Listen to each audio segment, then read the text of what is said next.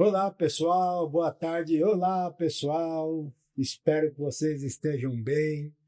Para mim é um prazer imenso poder estar aqui com vocês nesse Papo de Liga, trazer de volta para dentro do Galileu Health esse projeto incrível, que é um projeto que tem a finalidade de mostrar a importância acadêmica que tem a Liga de Cirurgia Bucomaxilofacial, assim como qualquer liga dentro de uma faculdade de odontologia. As ligas acadêmicas, elas nasceram dentro do curso de medicina, lá pelos anos 80, e eu tive a oportunidade, enquanto acadêmico de medicina que fui, participei de algumas ligas, como, por exemplo, na época, a Liga de Medicina Legal, que era um assunto que me chamava bastante atenção, e participei também, na verdade, fundei, junto com alguns outros colegas, a Liga de Otorrinolaringologia da Faculdade de Medicina, da qual eu estudei. Então, para mim, é uma grande honra poder estar aqui apresentando o Papo de Liga e não poderia deixar de trazer esse projeto do Papo de Liga sem trazer aqui comigo para falar um colega bucomaxilo que é uma pessoa super especial. Eu quero apresentar para vocês um colega, Dr. Vitor Natali, um colega bucomaxilo, cirurgião dentista, e que tem uma longa história com ligas acadêmicas. Foi um colega que criou, vamos dizer assim, uma estrutura ligante dentro da escola dele, e vamos entender como que a liga acadêmica participou da vida do Vitor e como isso pode inspirar a sua história, que está aí na sua casa também. Então sejam todos bem-vindos. Vitor, mais uma vez, seja bem-vindo, por favor. Apresente-se e conta um pouquinho da sua trajetória para a gente. Tudo bem, Teodoro Borax? Obrigado pelo convite de estar aqui, trocando uma ideia sobre liga, sobre faculdade. Sou recém-formado em cirurgia bucomaxilofacial pela Santa Casa de São Paulo.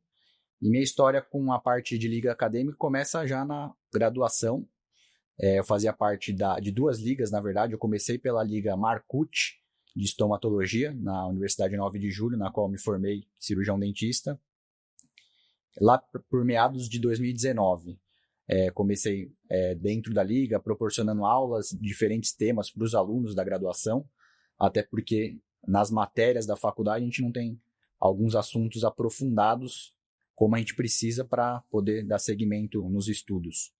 Então foi através da Liga Marcucci que eu comecei como coordenador científico, proporcionando aulas, diversos temas relacionados à patologia, principalmente dentro da Liga Marcucci.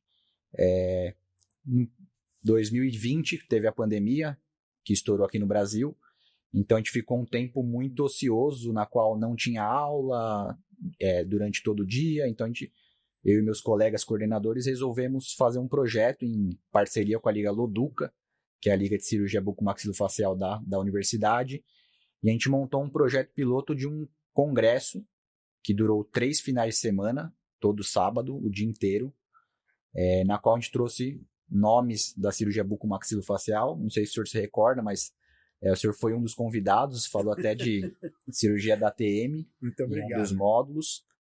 E a partir desse projeto que a gente desenvolveu, eu pude crescer dentro de liga, e isso pôde agregar muito ao meu currículo, e não somente como coordenador científico, a gente teve que fazer outras coisas diferente de cirurgião dentista, até a parte de audiovisual, a gente teve que aprender, porque foi transmitido pelo YouTube, então foi a nível nacional esse congresso. Então a gente teve que aprender a mexer com recursos de computador, audiovisual, transmissão de YouTube, coisas para não derrubar a live e as aulas dos professores, até porque tinha parte de sangue, acessos cirúrgicos, enfim.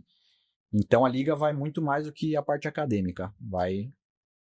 Durante esse período que eu fiquei, eu pude aprender muito mais do que somente a parte teórica. Particularmente, você já começa a contar uma coisa que eu sempre costumo dizer, né? Antigamente, nós cirurgiões, ou nós profissionais da saúde, nós entendíamos de sangue, de célula, de corte, de costura, entendíamos de tecido, né? De doenças e doentes.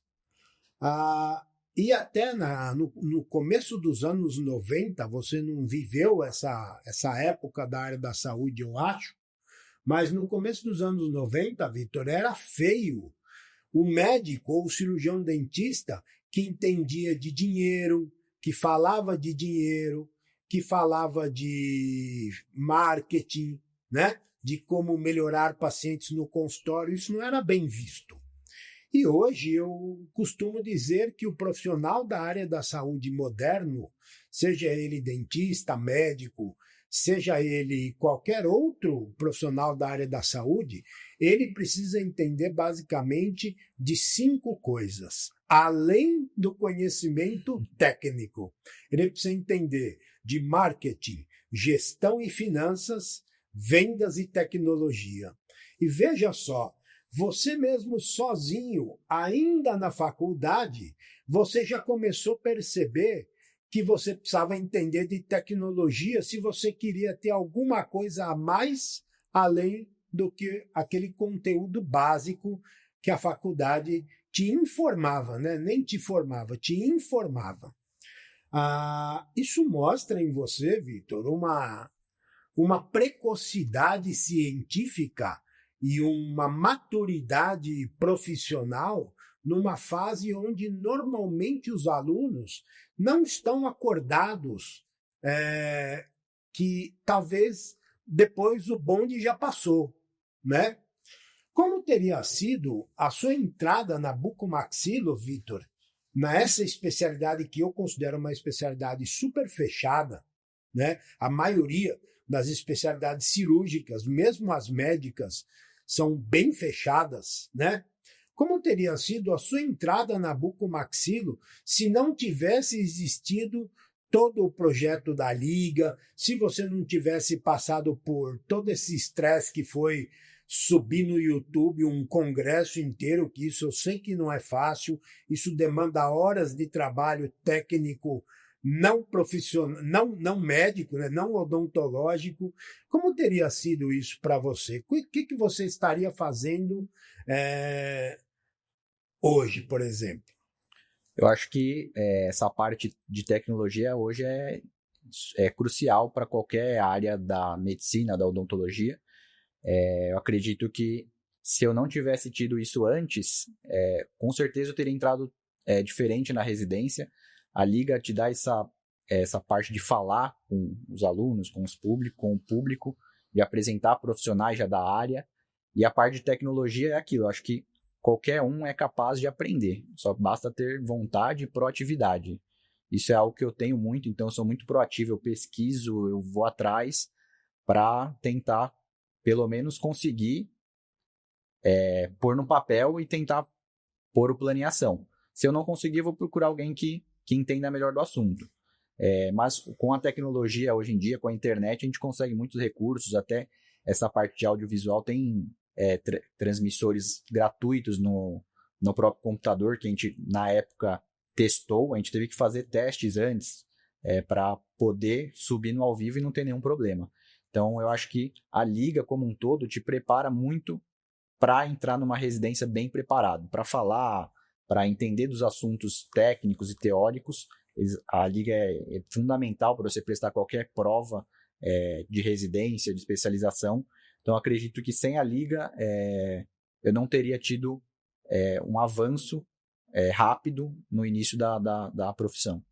Muito bom. Eu acho que a Liga trouxe para você algumas coisas que hoje são importantes para você, né? Você aprendeu sobre relacionamento de pessoas, não foi isso? Gestão de Exato. pessoas, porque você teve que fazer durante a Liga, veja, você era um acadêmico, você tinha que fazer praticamente uma gestão de uma mini escola dentro da faculdade. Isso parece pouco, é muito difícil, Vitor, fazer a gestão de pessoas.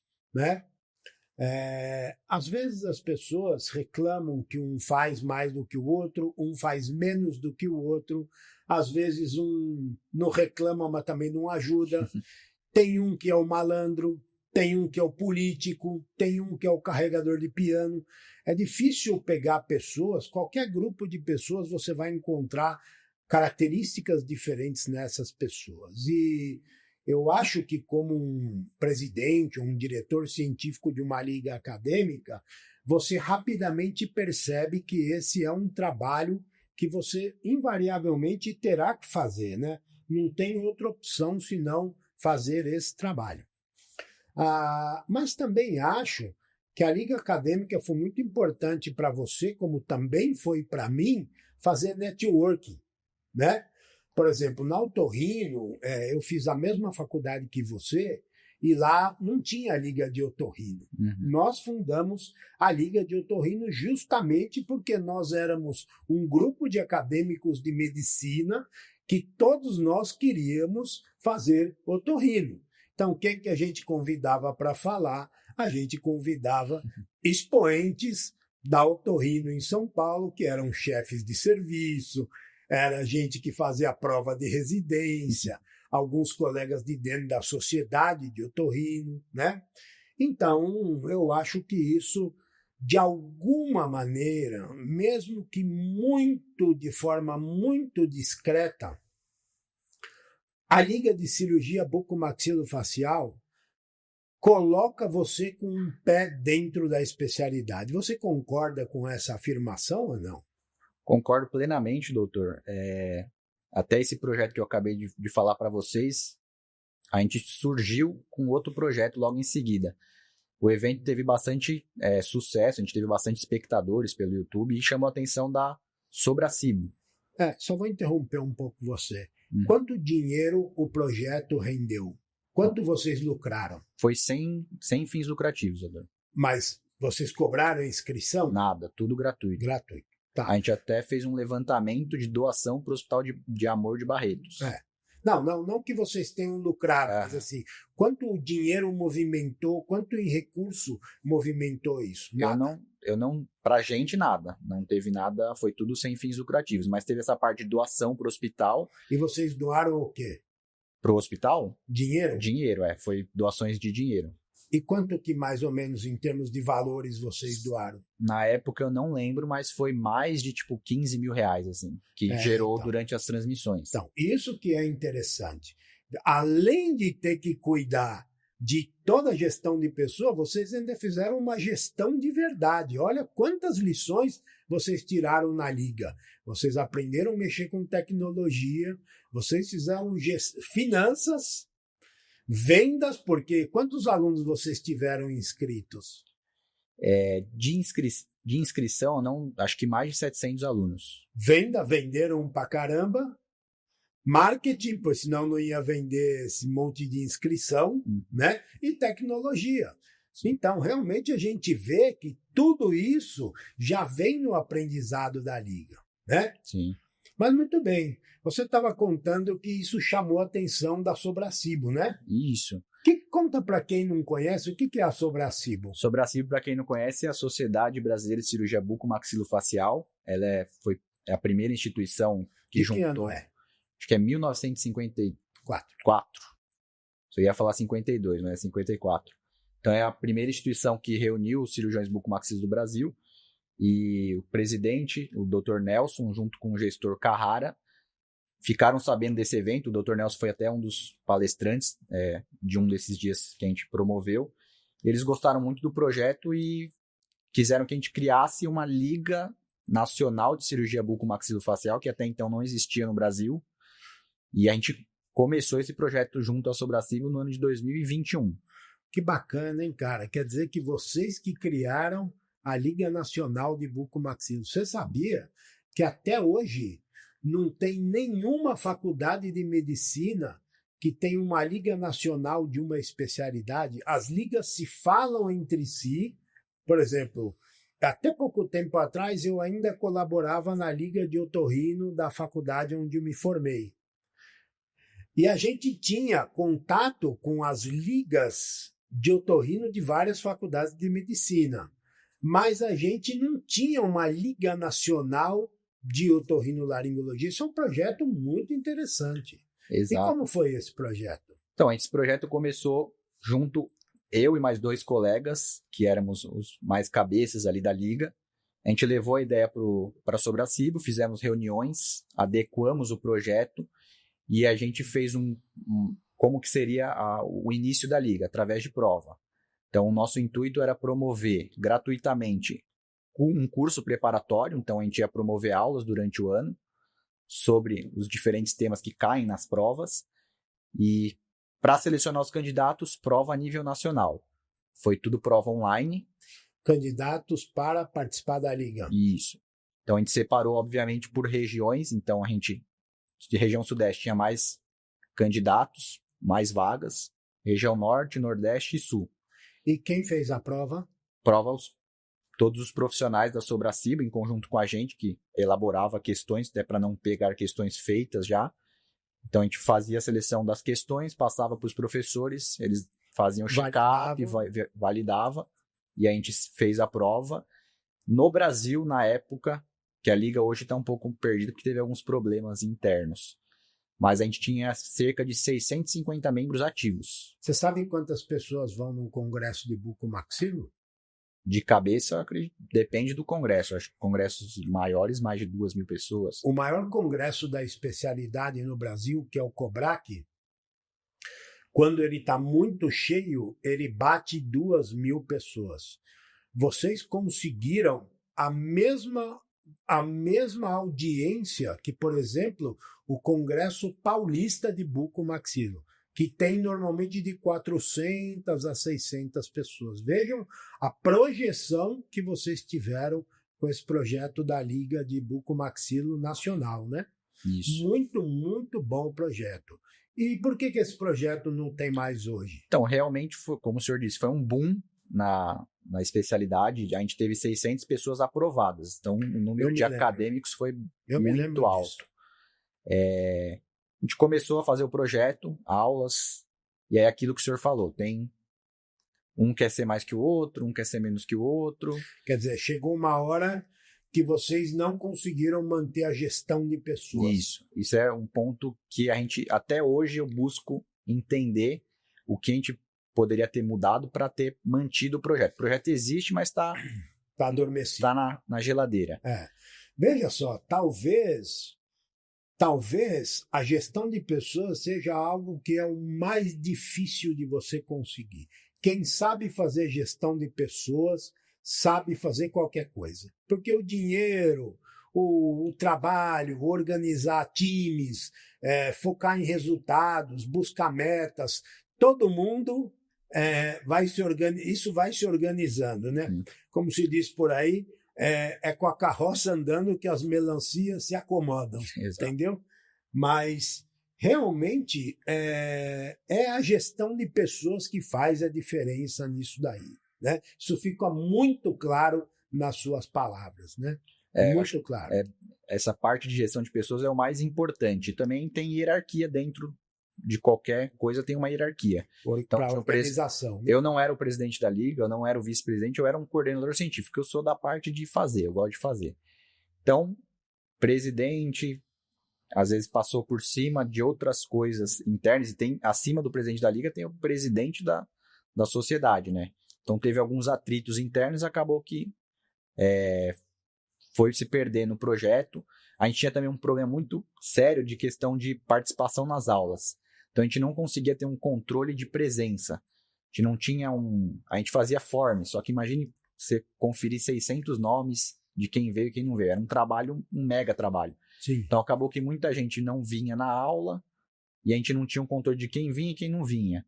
Então chegou até o momento que a gente teve que cortar bastante gente porque não participava da aula. Então é como o senhor disse, além de você fazer a parte científica do projeto, tem toda essa parte de gestão de pessoas que é o primordial e é muito difícil em algo que é muito grande, né? Mudar o comportamento das pessoas, Vitor, é algo que é o mais difícil de tudo. Na medicina hoje, o que se discute muito é uma coisa chamada transformação digital da saúde. Isso está começando a se discutir na medicina, na área da gestão, mas isso vai bater na odontologia, e a odontologia invariavelmente vai sentir o peso disso daí a hora que isso chegar firme na odontologia. E dentro do contexto da transformação digital de saúde, Vitor, nós temos visto muitas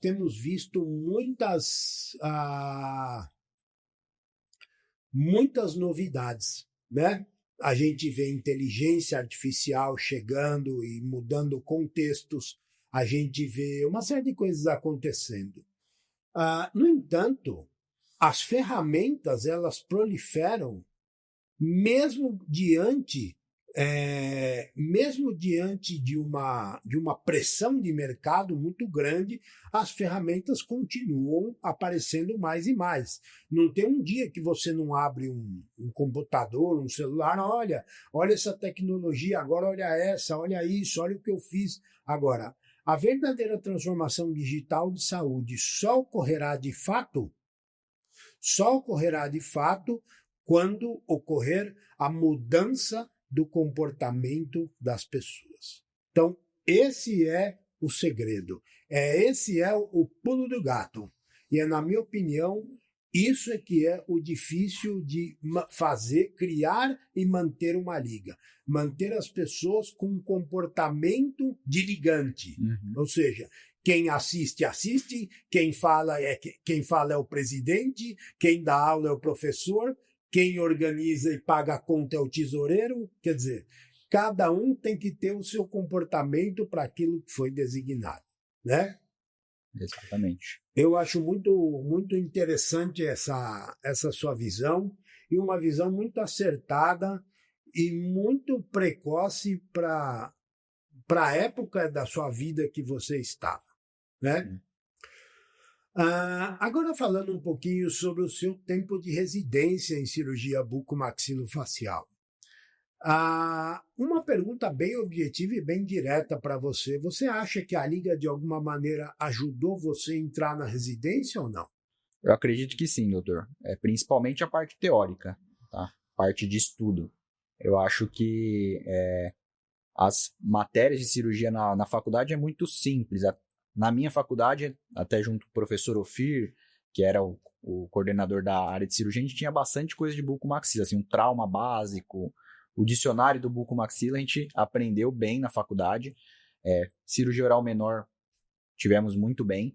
Então, isso já é 50% da frente de outras faculdades que acabam não tendo essa matéria de cirurgia tão avançada. Porém, foi na Liga que a gente aprendeu as partes mais aprofundadas da cirurgia bucomaxilofacial, parte de patologia, parte de cirurgia, de trauma. Então, tudo na Liga foi muito mais aprofundado. Então, você chega para prestar prova à frente de muitas pessoas que acabam não tendo esse estudo específico. Então, com certeza, de alguma forma, na parte teórica da prova da residência ajudou bastante. E também, depois de ser aprovado, essa parte de falar, comunicação, gestão de pessoas, conversar com o paciente, com os chefes, isso ajuda e ajudou bastante para mim quando eu entrei na residência. Você acha que a Liga ajuda um currículo de uma pessoa que está prestando residência? Isso melhora o currículo dela? Com certeza. Agrega muito no currículo, porque é algo específico que você está, não é um curso. Eu acho que a Liga é muito mais do que, às vezes, um curso que você faz. A Liga você aprende muito mais do que a teoria, você aprende outras coisas, e acredito que para algumas residências na qual o currículo é um diferencial, chama bastante atenção. Entendi. E qual é a área da bucomaxilo que você mais gosta atualmente? Atualmente eu gosto bastante, assim, como toda residência SUS, o trauma me apetece muito. Eu acho que é a base de todo cirurgião. O trauma você aprende a fazer tudo através do trauma, que não cada cirurgia é uma cirurgia diferente, então te dá uma aptidão para você resolver problemas futuros, em às vezes cirurgias ortognáticas, cirurgias um pouco mais detalhadas, passo a passo. Então acredito que o trauma é a base para todo cirurgião. Eu gosto bastante, gosto dessa rotina de plantão, de hospital. é uma área que eu gosto bastante. Cirurgia da ATM também, agora no R3 tive mais contato com cirurgias abertas, articulação, as minimamente invasivas. É uma área também que eu gostaria de me aprofundar agora como recém-formado. Sim. Muito bom. A respeito de formação, o que nós vemos é que a maioria das pessoas antigamente eram, assim, no meu tempo de residência, Vitor, se você chegasse para um residente e falasse no começo dos anos 90, chegou uma fratura de mandíbula lá na sala de emergência, quem quer operar? Saía todo mundo correndo da sala e as pessoas se atravancavam na porta, para um derrubando o outro. Parece aquela cena que as pessoas vão andando no corredor, um puxa, o outro puxa. Era assim. 10 anos depois, ou melhor, 15 anos depois, eu voltei a ser residente, só que agora do hospital, isso eu era residente no hospital do Tatuapé de Bucomaxilo. Depois eu voltei para a residência no Santa Marcelina como médico otorrino. E lá no Santa Marcelina, 15 anos depois, havia uma particularidade naquele serviço, que a maioria dos cirurgiões não ficavam efetivamente nos serviços chefes. Os chefes vinham, operavam e iam embora. Bom, mas o serviço funciona 24 horas e funciona o dia inteiro.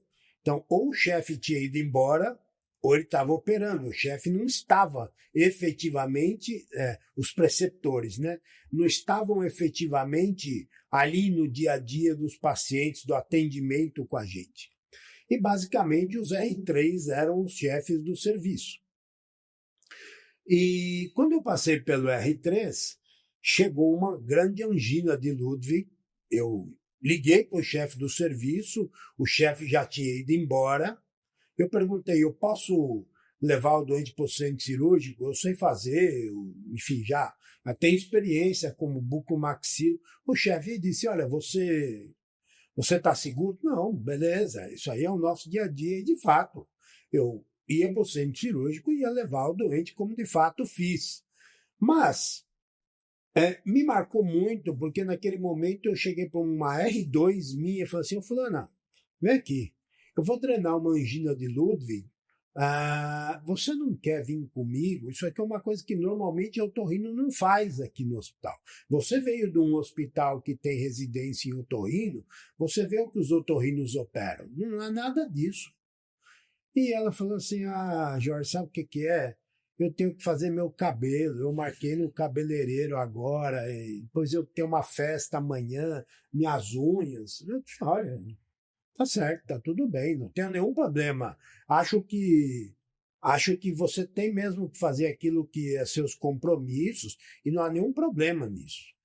Bom, de fato, aí fui perguntar para um outro, R2, olha, tem uma cirurgia assim, você não quer vir, eu deixo você fazer, olha, chefe, que meu pai chegou lá do não sei da onde, eu tenho que ir atrás de uma geladeira, não tem geladeira em casa, então tá bom. Então, nós notamos que cada vez mais o desinteresse do acadêmico pelo aprendizado, seja ele cirúrgico ou não, né, vem tomando força muito grande. E a área que vem crescendo é a área, por exemplo, estética. Né? Por quê? Porque a área estética resume exatamente na cabeça dessas pessoas que têm esse tipo de comportamento, exatamente o que essas pessoas querem. Baixo aprendizado, alta rentabilidade. Eu sou de um tempo que era o contrário, era assim, alto aprendizado, rentabilidade, sei lá, isso não é problema para agora. Amanhã eu vejo como eu vou ganhar dinheiro. Por enquanto eu quero ser bom, eu quero aprender esse troço. Como que você vê para onde está caminhando o futuro da bucomaxilo, se isso é uma coisa que nós estamos vendo cada vez mais e mais?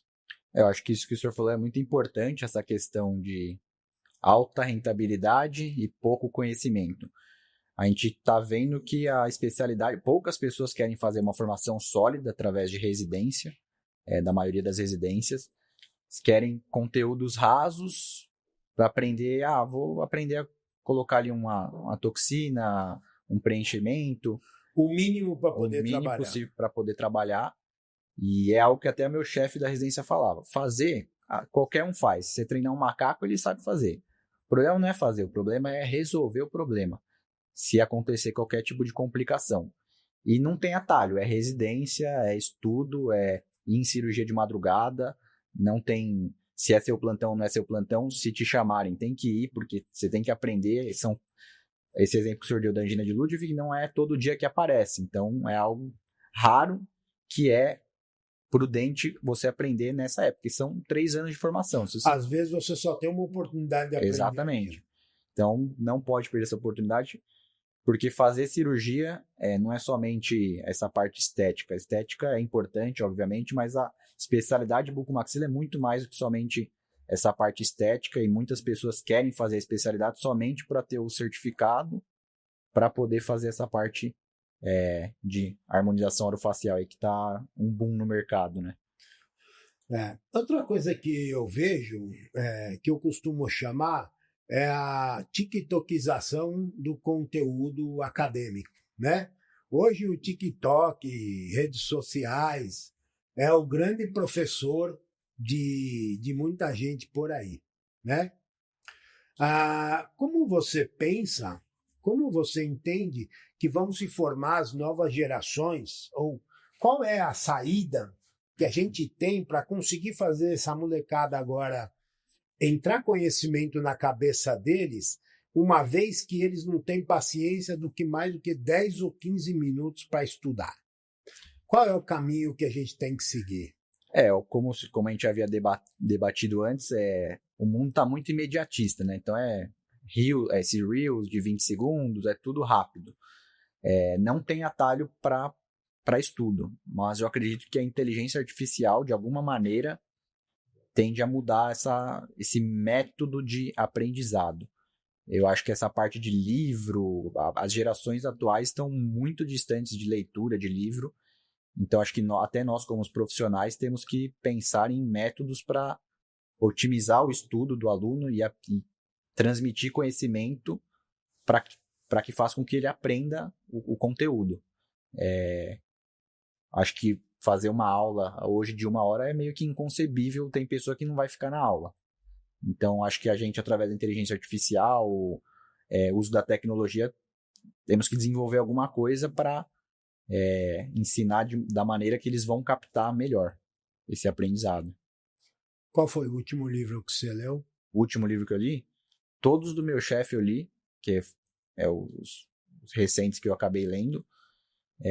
E na época da graduação, basicamente aquelas bíblias da Bucomaxilo, Fonseca, Neville, Rupp. E fora da área da saúde? Da área da saúde eu gosto muito de história. Então, livros de guerra, biografia de Winston Churchill eu li. Estou terminando o 2º livro agora. Gosto muito do período da Segunda Guerra Mundial, que me chama bastante atenção, então eu leio essa parte bastante. Muito bom. Tem uma outra coisa que eu gostaria de ouvir a sua opinião também, que é a parte do EAD, né? A odontologia hoje discute muito se haverá espaço para EAD no mercado de trabalho do cirurgião dentista, né? A odontologia é uma profissão eminentemente prática, eminentemente do dia a dia, é mão na massa, né? Nós praticamente durante a graduação, boa parte das matérias, não sei se você se lembra disso, pelo menos no meu tempo era assim, na prótese, na dentística, não tinha muita aula teórica não, era meia dúzia de informação lá e... Mão na massa. Mão na massa, como eu costumo dizer, pau no gato, né? Já começava a trabalhar e fazer restaurações e tal. Acontece que a universidade, como ela existe hoje, ela é uma estrutura em declínio. Não tem mais sentido existir uma universidade, por exemplo, para botar uma faculdade de direito. Cara, o que o cara vai sair da casa dele, vai sentar a bunda numa cadeira, num lugar para pegar um conteúdo que ele pega pelo celular? Para que precisa de universidade para isso? Não precisa. No entanto, algumas profissões como as nossas, ou como a nossa, da odontologia, ela é uma profissão que ainda resiste ao EAD, né? O problema é que a pressão por baixar os custos, ela vem numa crescente. Então, a pergunta que se faz, na minha opinião, não é se é possível a odontologia EAD. Porque a resposta da maioria das pessoas vai dizer, não, não dá, não dá. Mas não é essa a pergunta certa a se fazer. A pergunta certa a se fazer, na minha opinião, é: a odontologia EAD será uma realidade? A pergunta é: como fazer a odontologia EAD ser tão produtiva e tão boa ou tão educativa quanto a odontologia presencial foi até hoje? Assim sendo, eu pergunto para você, como que você imagina uma bucomaxilo / odontologia EAD em 2050? Eu tive a experiência de ter aulas EAD no final da faculdade, que foi ali no período da pandemia. Então, tinha algumas matérias que era EAD. Até eram matérias de saúde bucal coletiva. Então, não teria tanto problema ser online. Trazendo para o futuro, eu ainda acho que a maioria das matérias da odontologia não tem como ser EAD. Na minha visão de mundo, né, atual, não sei as tecnologias que virão para poder proporcionar a transmissão de conhecimento. Eu tive experiência com realidade virtual cirúrgica. Então tá começando a melhorar. É uma coisa muito legal. É até um cirurgião da Inglaterra, chama Jagtar Danda.